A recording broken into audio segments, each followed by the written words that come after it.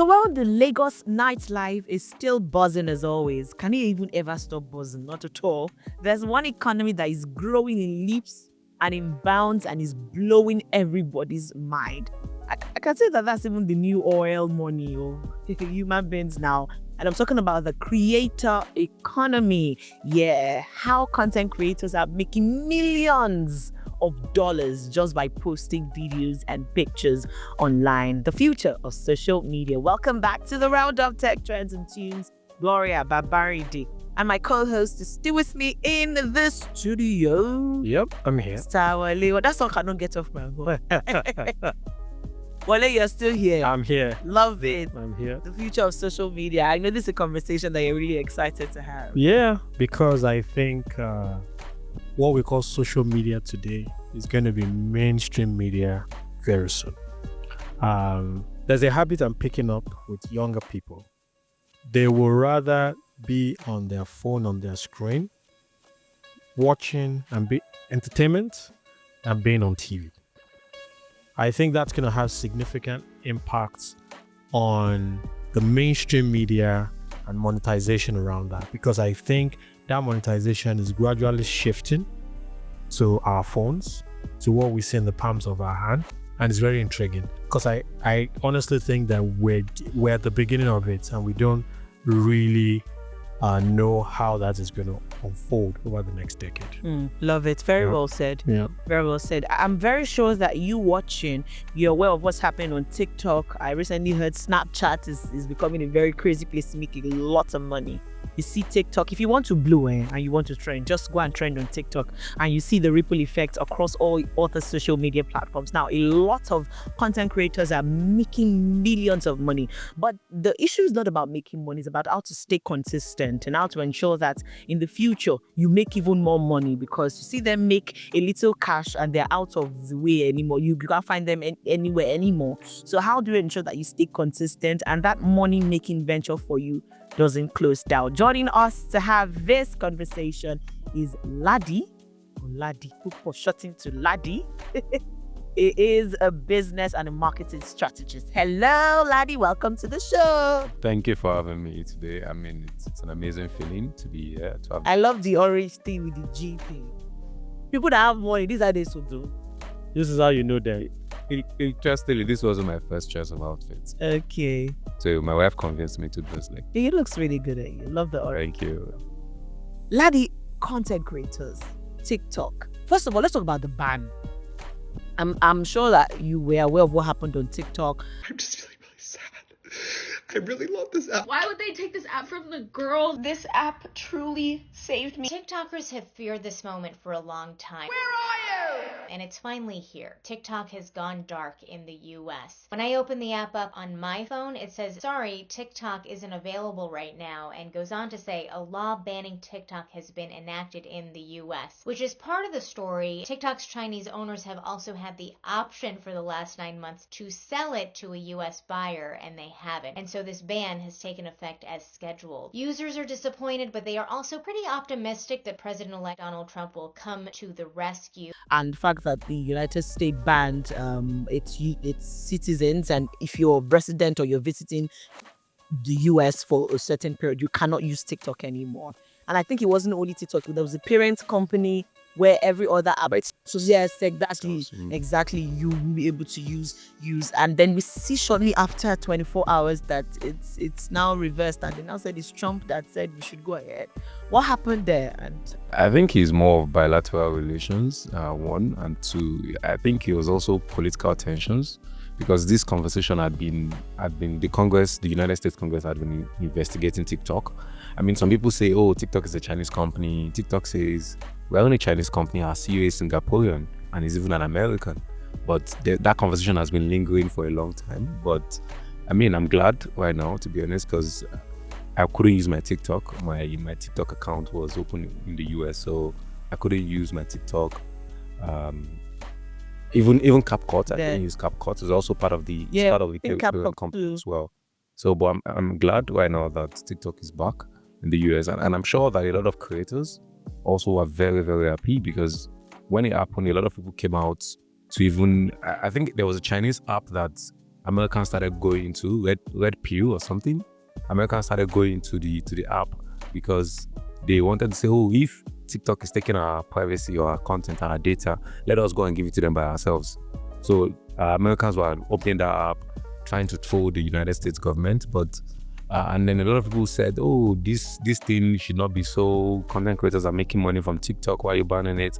But overall, I think it's a wonderful development that it's back, and that content creators, even watchers, people that are just users, can now use these apps without any form of fear or incitement.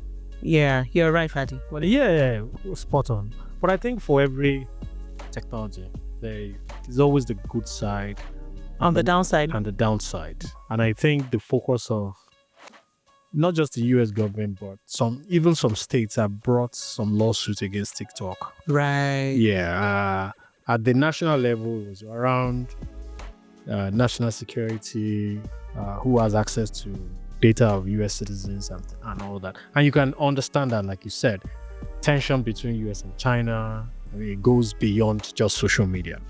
But the other side to it, which is what some of the states are focusing on, is the effect on young ones, children, teenagers. Teenagers where you see some trends that were dangerous.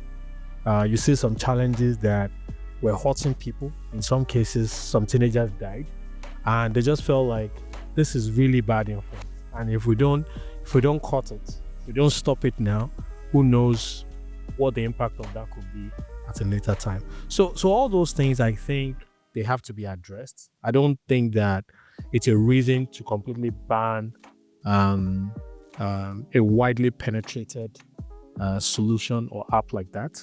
But I think that there has to be a balance. And if you follow what's going on with the new US administration, there's already conversation around the business side of this. The president is already talking about US taking some equity From them. I thought the news. And saying that on one hand, if they don't sign off, zero assets. On the other hand, it's probably worth $1 trillion. Who knows what is what? But it's already saying, I don't know, and I don't want to be part of that, but I don't know if the US government is now a private entity.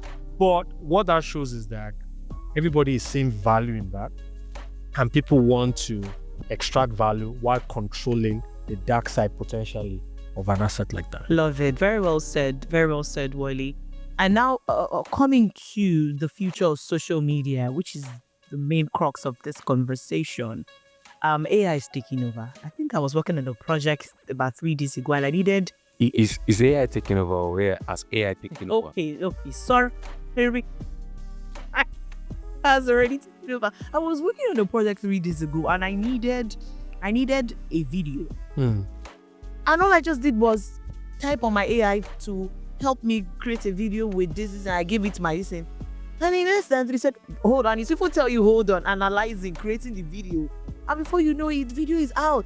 And it was crisp, it was clear, and I'm here wondering, then what are we now needing video creators for, content creators for, when AI has taken over, as you said?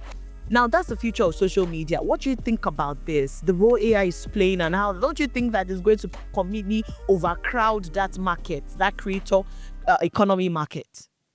My belief is that while AI will play major parts, AI will not play the entire part. Like you just said in the scenario you mentioned, you still need to prompt the AI tool to try deliver value. Right now, a lot of AI tools are even hallucinating. People don't even know how to use AI tools correctly. Not everyone can give an AI tool the right prompt to produce the right quality of content, produce the right quality of thoughts. There's a level of thought that goes into prompt engineering in itself. So for me, my belief is that, irrespective of how right now you hear people say, "Oh, with an AI tool, I can code a new app, 2 hours," things like that. The reality is that to even produce that sort of level of excellence in terms of quality, you need to impute some form of quality into it that is also excellent. So to produce an excellent video with an AI tool, with any AI tool, you need detailing that goes into it. You need creativity that goes into it. You need a lot of thinking that goes into it. And those are the things that AI cannot do for you. Exactly. So while AI tool is accessible to everybody, I mean, a computer is accessible to everybody, but not a lot of us can use it to do great things. Yeah, and I think to that point, I think what we're going to see is a shift in who the winners are in this space. And that might be the debate coming through, right? Is it going to be the talent who can think of the content to create that would hold viewing and people will be glued to it, or is it the minds that know how to use AI to then create? Give them what they they don't want. necessarily have to have the entertainment talent, but they know how to leverage prompts to use. And that might shift the dynamics of who is monetizing on those platforms. It will definitely shift here. Recently, I think in December, there was a video that went viral. It was labeled an Adidas TVC. The interesting thing is that it was created entirely by artificial intelligence. The interesting thing is that a lot of people still don't know that it wasn't an official Adidas production. Wow. It was just somebody, a freelancer, who decided to work on a TVC for Adidas. But a lot of people assumed it was from Adidas because of the quality. And Adidas, Look at that. I mean, it was media for them. NVIDIA, we didn't make this. NVIDIA for them. I mean, at that time, only Coca-Cola had at that stage, a multinational, a global company, and they were the only ones who produced their December campaign TVC with AI.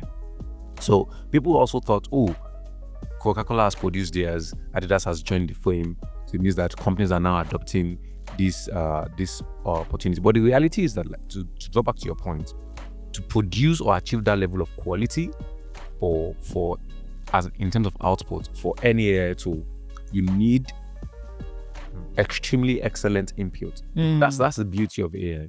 What you put in is what you get. If you don't put in thoughts, put in description, narrate. I think even recently, OpenAI, one of the largest stakeholders in the AI market, they released the prompting guide because they realized that a lot of people are not perhaps prompting AI tools correctly. Yeah. So they had to release that, okay, this is how to prompt, right? This is how to prompt your AI tool correctly. So ultimately, it still boils down to, do you know how to prompt? So, I mean, this debate has always been there. People say, oh, AI is going to take over people's jobs. I mean, people said same when the typists were in the business and then computers came into the market. So I believe that in the new era, you can tell directly that this content, when you see it on social media, was poorly produced and it was produced by AI when you say it. But meanwhile, you will see some other content that was also produced by AI, but you would not be able to detect.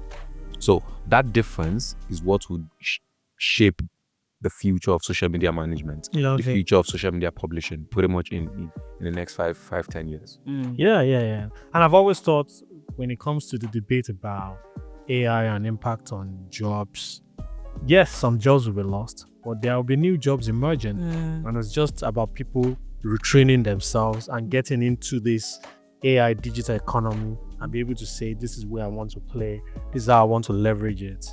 We're doing a major AI project in the payment space right now, and I see that is going to be the future of where we go. And the way I see it is, if we don't do it, some other people will do it, new entrants, and they will take us out of what brings us income at this point. And the same thing will apply to social media and content creators. And I wanted to get your take on this. A lot of Nigerian youth are going into this. You can stay on Instagram or Facebook Reels or TikTok for days and just be scrolling through Nigerian content. First of all, I'm wondering, when we started the conversation, you mentioned a creator who is making a lot of money. Yeah. I'm wondering how many of our content creators are getting to that level or at that level. So is it a situation where we're seeing a lot of people do it, but very few are monetizing? And if that's the case, how do we get to a point where a lot more people can monetize? In other words, people are watching. What can you tell them to do to up their game to get to the point where this becomes really sustainable for them? Because a lot of people are still at early stages. They are not really monetizing as much, but they want to get to the point, but they don't really know how to go about it. So for me, yeah, I believe that just like every other career or every other field or sector, there will be outliers. The creator she mentioned earlier before we started, she's an outlier. That's the truth. Because when you look at it in Nigeria, there aren't 5 creators like her in terms of revenue, in terms of popularity. Female creators like her, there aren't 5. Now, even male creators like her, there aren't 5. Now, countries like the US, the population is massive. The creators would always be massive. Countries like China, India, the population is massive. The creator economy is massive. The creators themselves are massive. The percentage of creators that are making so much money are also very significant and increased. And in Nigeria, the reality is that we don't have enough creators yet. That's the truth. The opportunity is still there. But one thing I keep saying, I would always say, is every potential creator or an existing creator needs to think about their creative enterprise from an attention point of view. It's presently an attention world. Who gets the most attention gets the most paid. It's pretty much simple. So what do you do to gain attention? What do you do to retain attention? We've seen, every now and then we keep seeing people in Nigerian creative space where they break out, and few months down the line they come back and say, oh, they used me, I wasn't getting paid, but everybody thought I was popular. I've moved out of my house, I can't go home again because people think I'm now rich. And so everybody's now wondering, with all your fame you had money. But the truth is that while they had attention, by providence, they could not keep it. So as a creative creator, whether you're prospective, whether you're small or you're growing, you need to think about it from every point. Every content you produce, does it grab attention for you? Does it hold attention for you? Does it keep attention for you? Does it increase the attention that you already have in your space? And I say that everybody needs to think about the community. Build a community behind your content. Build a community, however small it is. If it's just 5 people that you are speaking to, and they're loyal to you, and roots for you. Yeah. The reality is that communities have helped content creators globally grow. Yesterday I saw a video of a global content creator, Speed. Speed is right now is a football content creator, and it was in a tunnel he was playing a football match against popular people with the greats. Yeah. And one of the greats, I think it was Nesta Opello or something, said, oh, the child told the father that, oh, I would like to take a picture with Speed. Now, this guy, all the children, the mascots in the tunnel wanted to have a picture, a selfie with him. Now, that's attention. He's a live streamer. He live streams, he goes everywhere, travels up and down, takes content, captures content. He already even has attention of the alpha generation before they are even exposed to their own personal devices. It's powerful. And that's powerful. Yeah. So in Nigeria right now, there are very few content creators even who has the attention of the alpha generation. Many of the alpha generation in Nigeria, the young people in Nigeria, the real young people in Nigeria, their attention is owned by global creators like Speed, Kaisinat, etc. Same thing with even in Nigeria. And that's why I say that the opportunity is still very much there. I say this all the time. Platforms like channels like podcasts, content has not peaked in Nigeria. We haven't even scratched the surface. We have not scratched the surface. You were speaking about TikTok earlier, dangerous challenges. There was a challenge that went one time. It went viral, super popular. People were falling off crates. Yeah, it was very ridiculous. Crate challenge. That sort of challenge has never happened in Nigeria. The craziest challenge we've seen in Nigeria was the alcohol challenge. Yeah. Where people are pouring alcohol pouring things, oil. I don't want to reason bad things no more. I don't want to go back to where I did before. Ridiculous things. That's like the craziest we've seen. And that's been years ago. So we haven't really gotten to that crazy point, that peak point where you say, oh, Nigerian creator economy is saturated. We haven't gotten to that stage. We still need more creators. We still need more people to share their life. Tell us what's going on with your life. And create that resonates with our lifestyle. That's why you see some you give example of football, Speed. I see a lot of football content creators now because there's following. Yeah. People want to know why Chelsea is doing badly. People want to know who is going to win the next Champions League. Same thing with music, same thing with entertainment, Nollywood. You see Nollywood inspired content. So yeah, you're absolutely right. I just hope that we get to a point where we begin to figure out the business and the science of it. Even people can really monetize where they're putting their effort. Absolutely. Yeah. And just before we run off, because we have to run off now, any content creators saying that I want to remain relevant in the next 5 years, right? I do not just want to have that moment of fame and make all the money in about 2-3 months and then I'm nowhere to be found. I want to remain relevant in the next 5 years. What would you say to him or her? I think one thing I would say is localize your content. What do I mean?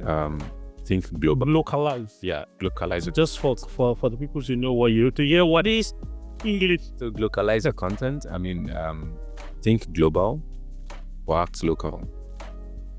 For a content creator, think global, monitor the global trends, and I think that a lot of Nigerians, because of our perspective, because of the things we are going through. I mean, you don't have like 24 hours for most people, so we don't seem to. Our perspective is shaped by Nigerian realities. So remove and detangle yourself from that reality. Begin to look at global realities. Don't think about Nigeria in itself as well. I just want to produce content for Nigerians. Think about producing content for the entire world, but localize it. Pretty much. Very well said. I mean, if we should continue this conversation, there's a lot to unwrap, right? Questions and on how content creators and why everybody is becoming a content creator now. Some will even tell you that they don't want to go to school again. Yeah. It's content creation. We'll probably bring you again for that conversation. But thank you so much, Ladi, for joining us on the show. Thank Ladi for having me Great as well. conversation. Absolutely good conversation. And that's it on the show. What a show it has been. Dirty December conversations and the future of social media and how content creators are making lots of money on TikTok and other social media applications. So we'd like to hear from you, your thoughts, your feedback, your comments. Would you like to be a partner or a sponsor? Please hit us in the DMs. Send us a message. We are open to hearing from you and joining us in championing this conversation around technology trends and entertainment. What a show it has been. I'm looking forward to episode 3, the very next episode, where we bring you another mouth-watering conversation and insight on technology trends and entertainment. I'm sure that you do not want to miss out on that one. What topic should we look at next? Let us know in the comment section. Please do not hesitate to share this video. Send it to somebody. Let's get the word out there that content creators are making lots of money and you could be the next billionaire or millionaire. Wale? And tell them we're open for business. Okay. Tell them we're open for business. It just said I should tell you. Wale, thank you for coming. Thank you, Gloria. Yes, so we're going to do it Great. again. Yeah, absolutely. Looking forward to the next one. Love it. My name is Gloria Babaride, and of course, I had Wale Farrow on the show. So we'll come your way again next time with another mouth-watering episode on the Roundup Tech Trends and Tunes. Always remember, keep living the life you most desire. Take care.